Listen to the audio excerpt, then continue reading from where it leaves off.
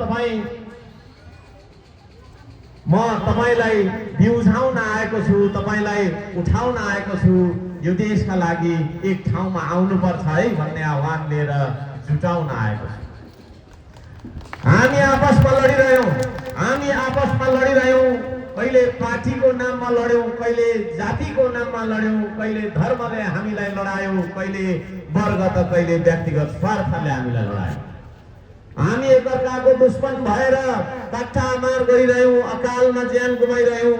तर हाम्रा छिमेकी मुलुकहरू उत्तरतिरको चीनले हामीलाई थोरैमा पनि 150 वर्ष विकास र समृद्धिको दौडमा हामीलाई छोडेर अगाडि गइसक्यो।